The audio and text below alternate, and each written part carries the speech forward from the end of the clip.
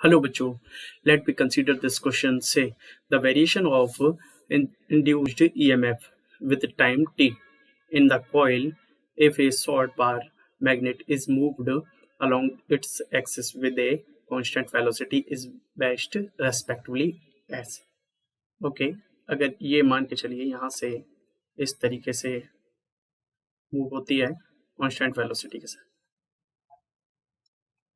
S M, ठीक। अब हम क्या करते हैं, सबसे पहले the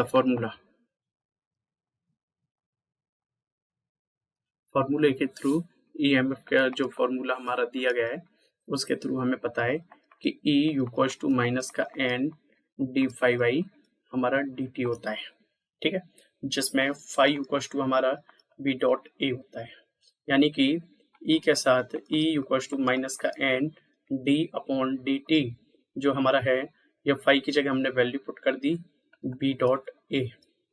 okay, E equals to हमारा हो गया माइनस का एन ए, हमारे जो भी बी के साथ हमारा डिफरेंशिएट होगा D B upon D T, जो चेंज होगा वो हमारा मैग्नेटिक फील्ड होगा, ठीक है ना।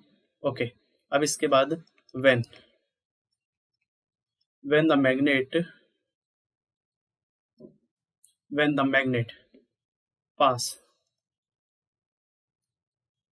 passing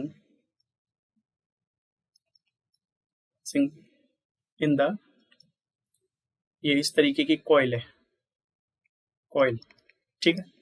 तब ऐसी सिचुएशन में आपका क्या होगा, E equals to N A D B by D T होगा, ठीक है। कैसे, जो आप पासिंग करोगे ऐसी कंडीशन पे तो ये आपका D B by D two होगा।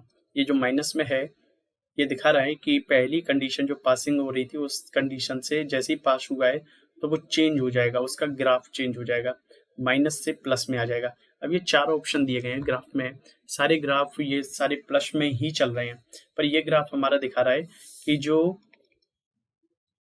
ईएमएफ है टाइम के रेस्पेक्ट में वो हमारा माइनस से चलकर कहाँ आ गया, प्लस पर आ गया। ग्राफ वैसा ही चलेगा, सेम टू सेम डिक्टो वही चलेगा।